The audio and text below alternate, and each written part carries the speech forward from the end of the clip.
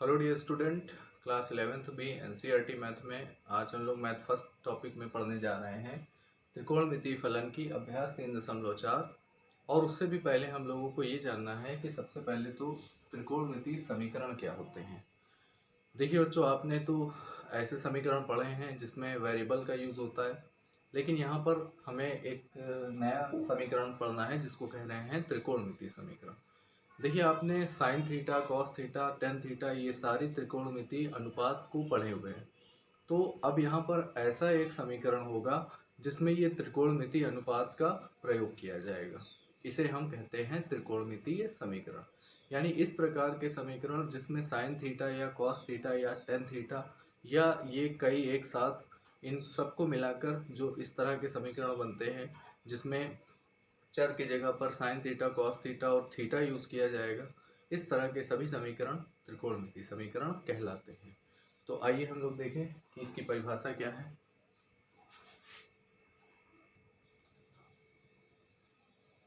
देखिए स्टूडेंट्स, सबसे पहले यहाँ पर त्रिकोणमितीय समीकरण की हम लोग परिभाषा देख रहे हैं। ऐसा समीकरण जिसमें किसी कोण के एक या एक से अधिक त्रिकोणमितीय अनुपात या फलन दिए हों, त्रिकोणमितीय समीकरण कहलाता है। देखिए, त्रिकोणमितीय समीकरण में आपको पहले भी बताया त्रिकोणमितीय फलन दिए होंगे, सबसे मेन बात ये है। अब जैसे आप इसका उदाहरण देख लीजिए, जैसे हमारे पास ये दिया है sine x is equal to √3/2। तो देखिए यहाँ पर साइन थीटा दिया है, ये थीटा की जगह पर एंगल की जगह पर, कोण की जगह पर एक्स दिया गया है। तो यहाँ पर साइन थीटा बराबर √3/2, ये एक क्या है, त्रिकोणमितीय समीकरण है। इसी तरह से ये भी एक त्रिकोणमितीय समीकरण है। √3 tan x बराबर 1, ये भी एक त्रिकोणमितीय समीकरण होता है। इसी तरह से sin x plus cos x is equal to 1, ये भी एक त्रिकोणमितीय समीकरण ही होता है। तो आप समझ गए होंगे कि जिसमें त्रिकोणमितीय फलन का प्रयोग किया जाए वो त्रिकोणमितीय समीकरण है। इसमें एक साइन एक्स, टेन एक्स अकेला के लिए भी एक एक यूज हो सकता है और एक से ज़्यादा का भी प्रयोग किया जा सकता है। यानी एक ही प्रश्न में साइन भी हो सकता है, टेन भी हो सकता है, इस तरह से। तो इसे कहते हैं त्रिकोणमितीय समीकरण। अब हम लोग इसके बाद जानेंगे कि त्रिकोणमितीय समीकरण के हल क्या होते हैं। हल और मूल दोनों एक ही होते हैं। तो अब हम लोग जानेंगे त्रिकोणमितीय समीकरण के मूल यानी कि हल क्या क्या हो सकते हैं। आइए हम लोग देखते हैं।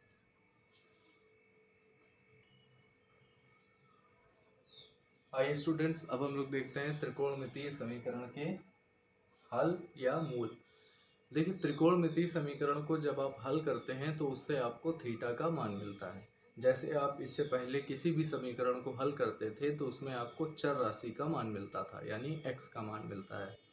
तो इसी तरह जो हमारा इस बार यहाँ पर समीकरण दिया जाएगा वो होगा त्रिकोणमितीय समीकरण। तो जब आप त्रिकोणमितीय समीकरण को हल करते हैं तो वहाँ से आपको थीटा के मान मिलते हैं, और जो थीटा के मान हमें प्राप्त होते हैं उसे त्रिकोणमितीय समीकरण के हल कहते हैं और उसे मूल भी कहा जाता है। यानी हल और मूल दोनों एक ही होते हैं। अब आगे आप लोग ये समझिए कि त्रिकोणमिति के जो हल होते हैं, त्रिकोणमितीय समीकरण के जो हल होते हैं वो दो प्रकार के होते हैं। यानी एक त्रिकोणमितीय समीकरण का जो हल होता है उसको कहा जाता है मुख्य मान। यानी जो कोण होते हैं उसमें एक हल को मुख्य मान कहा जाता है, और जो दूसरा हल प्राप्त होता है हमें उसको कहा जाता है व्यापक हल, व्यापक मान। यानी त्रिकोणमितीय समीकरण के हल करने का मतलब है थीटा का मान निकालना, और यहाँ थीटा के जो मान होते हैं वो दो प्रकार से होते हैं। देखिए, पहला क्या है, थीटा का मुख्य मान निकालना, और दूसरा क्या है, थीटा का व्यापक मान निकालना। अब हम लोग इसके बारे में एक एक करके चर्चा करेंगे कि मुख्य मान कैसे निकाला जाता है और व्यापक मान कैसे निकाला जाता है। आप लोग इतना पहले नोट कर लीजिए और आगे देखिए आप लोगों को।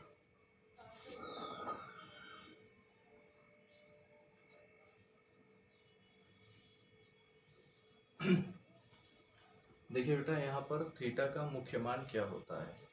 यदि आप किसी समीकरण को हल करते हैं और हल करने के बाद जो कोण है उसका मान 0 से बड़ा आता है और उस कोण को अगर हम लोग x मान लें तो कोण का मान 0 से बड़ा होता है और 2 पाई से क्या होता है, छोटा होता है। 2 पाई का मतलब यहाँ पर अगर हम डिग्री में देखेंगे तो 360 है और पाई का मान यहाँ पर डिग्री में 180 होता है। इसके बारे में हम आपको पहले भी जानकारी दे चुके हैं। तो जब आप किसी समीकरण को हल करते हैं और थीटा का मान निकालते हैं तो वो थीटा का मान जब 0 के बराबर या 0 से बड़ा होता है और 2 पाई से जब छोटा होता है तो ऐसे में हम थीटा के इस मान को थीटा का मुख्य मान कहते हैं, यानी प्रिंसिपल वैल्यू कहते हैं इसको इंग्लिश में। तो ये होता है थीटा के मुख्य मान। अब इस पर आधारित आप एक प्रश्न देखिए, उसके बाद हम आपको व्यापक मान के बारे में बताते हैं।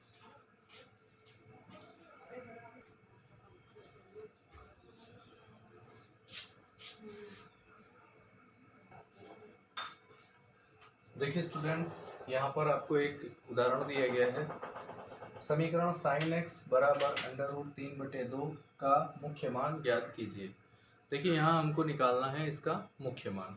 तो आइए हम लोग देखते हैं इसका मुख्य मान हम लोग किस तरह से निकालेंगे। सबसे पहले आप लोग देखेंगे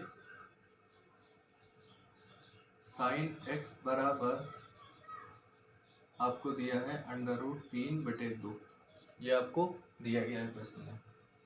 अब देखिए आप जानते हैं कि sin x √3/2 sin 60 अंश का मान होता है और 60 अंश को अगर आप रेडियन में लिखेंगे तो पाई/3 लिखेंगे और इस तरफ आपके पास sin x चल रहा है। अब देखिए ध्यान से, ये दोनों तरफ साइन से साइन क्या हो गया, कैंसिल हो जाएगा। तो अब आप इसको लिख सकते हैं x बराबर पाई/3। तो देखिए बेटा, ये जो पाई/3 आया है, ये पाई/3 0 से बड़ा है, यानी ये कोण है, एंगल है, और ये 0 से बड़ा है लेकिन 2 पाई से क्या है, छोटा है। इसका मतलब ये हुआ कि ये हमारा मुख्य मान हो सकता है, यानी ये हमारा मुख्य मान होगा। अब देखिए किसी समीकरण में एक से ज़्यादा भी मुख्य मान पॉसिबल हैं, यानी एक से ज़्यादा भी यहाँ पर मुख्य मान संभव होंगे। तो आप इस समीकरण में एक आपका जो एक आंसर होगा वो होगा पाई/3। ये इसका एक आंसर हो चुका है। अब आप यहाँ पर देखिए, इसे हम पुनः इस प्रकार से लिखेंगे sin x बराबर आपको दिया गया है √3/2। इसको हम अगर फिर से लिख दें, साइन ये मान होता है sin पाई/3 का, और यहाँ पर हम इसको sin x लिख देते हैं।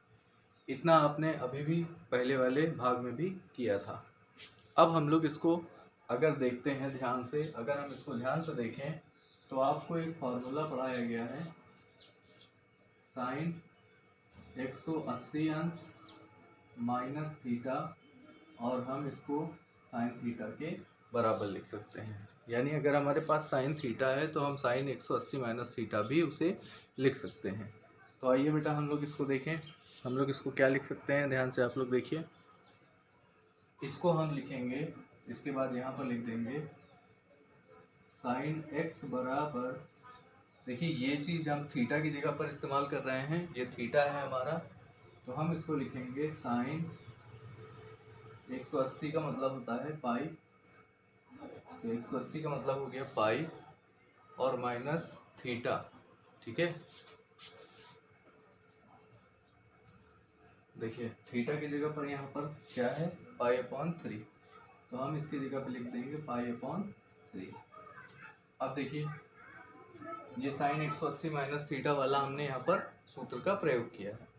अब आप देखिए इसको हम क्या लिख सकते हैं, साइन, अगर आप इसका एलसीएम लेंगे तो 3 पाई माइनस पाई और ये बटे में आ जाएगा 3।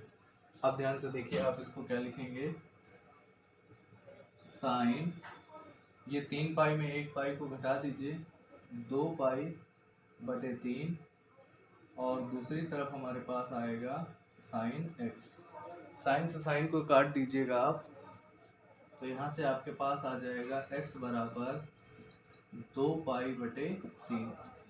देखिए 2π/3 का मतलब होता है 120 अंश। ये मान थीटा का यानी ये कोण का जो मान हमारे पास आया है वो 0 से बड़ा है, और देखिए ये 2π से छोटा है। इसका मतलब ये है कि ये भी हमारा क्या है, मुख्य मान होगा। तो अब हमारे पास इस तरह से दो मुख्य मान हैं। अतः मुख्य मान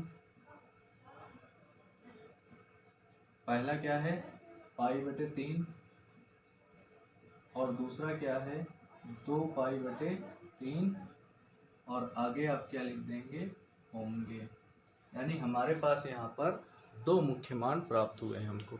इसी तरह से आपको इस तरह के प्रश्नों को हल करना होगा। देखिए स्टूडेंट्स, अब हम लोग यहाँ पर देखेंगे थीटा के व्यापक मान। तो थीटा के व्यापक मान, अभी आपने जो क्वेश्चन इससे पहले वाला देखा था उसमें आपने पढ़ा था थीटा के मुख्य मान कैसे निकालते हैं। इसमें देखिए थीटा का व्यापक मान यानी general solution of the trigonometric equation. देखिए जैसे आपके पास एक इक्वेशन दी है, इक्वेशन नंबर 1, और इसमें आपको दिया गया है साइन, अगर आपको इसमें दिया गया है साइन x